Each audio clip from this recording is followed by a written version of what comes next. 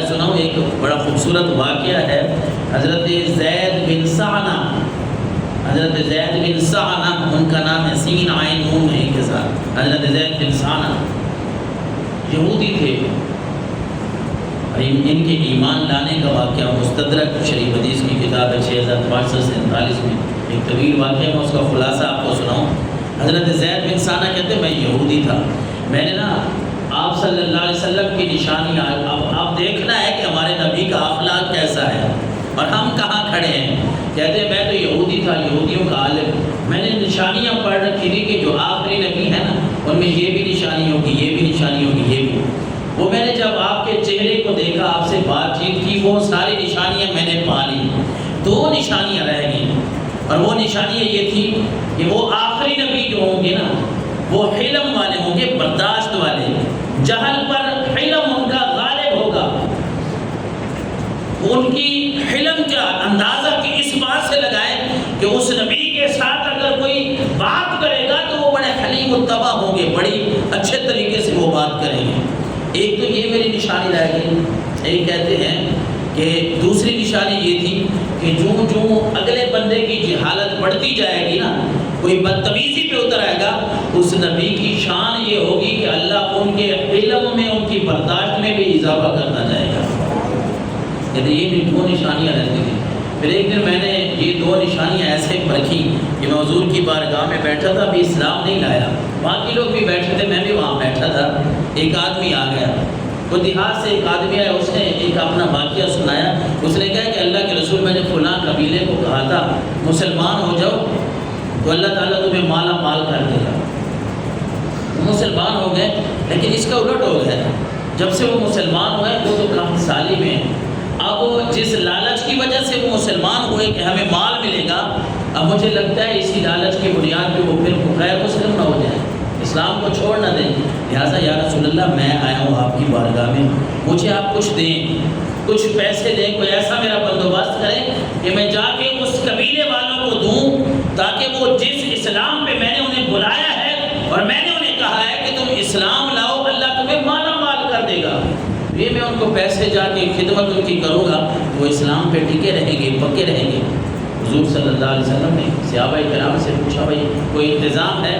تو وہ مثبت جواب نہیں آیا۔ یہ حضرت زید بن سعنہ کہتے ہیں میں یہودیوں کا عالم تھا، میرے پاس پیسے تھے، میں اس وقت بیٹھا تھا، تو میں نے کہا چلو میں ہی آج وہ باتیں آزما لیتا ہوں جو 2 نشانیاں رہتی ہیں۔ کہتے ہیں میں نے کہا کہ اے محمد میرے پاس ہیں پیسے، یہ 80 مسکال ہے سونے کے، کافی سارا وہ پیسہ بنتا تھا، یہ آپ لے لیں اور مجھے ٹائم بتا دیں کتنے عرصے بعد آپ نے واپس کرنا ہے۔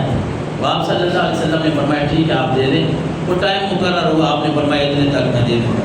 زید بن سعنہ کہتے ہیں ابھی وہ ٹائم رہتا تھا جو آپ صلی اللہ علیہ وسلم نے مجھے دیا کہ فلاں دن آ کے لے جانا، میں 2 دن پہلے ہی آ گیا۔ اب میں نے وہ 2 نشانیاں دیکھنی ہیں کہ آپ صلی اللہ علیہ وسلم اگر اللہ کے نبی ہیں تو ان کا علم ہوگا، برداشت ہوگی، اور جتنی میں زیادہ باتیں کرتا جاؤں گا ان کا علم بڑھتا جائے گا۔ یہ اس آخری نبی کی 2 نشانیاں میں نے دیکھنی ہیں۔ باقی کہتے ہیں میں نے دیکھ لی، پہچان لی۔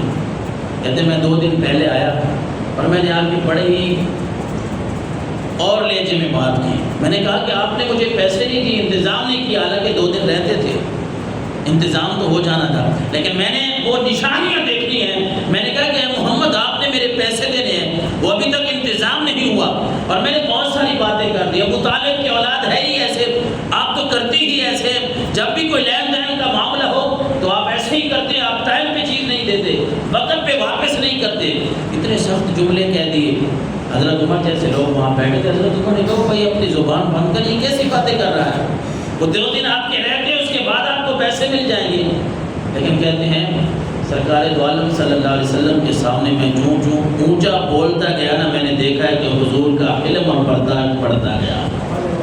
آپ کا اخلاق یہ ہے جو ہمیں درس دیتا ہے، آپ صلی اللہ علیہ وسلم کا اخلاق۔ کہتے ہیں کہ جو حضور کے سامنے میں اونچا بولتا گیا نا، میں نے سمجھا میں شاید ایسے بڑے اکھڑ مزاج جملے جو بولوں گا تو حضور آگے یہ بھی غصہ کر جائیں گے، بھائی آپ کیسی باتیں کر رہے ہیں، میرے باپ دادے پہ چلے گئے ہیں، میرے سارے قوم قبیلے کنبے کو آپ نے یہ کہہ دیا؟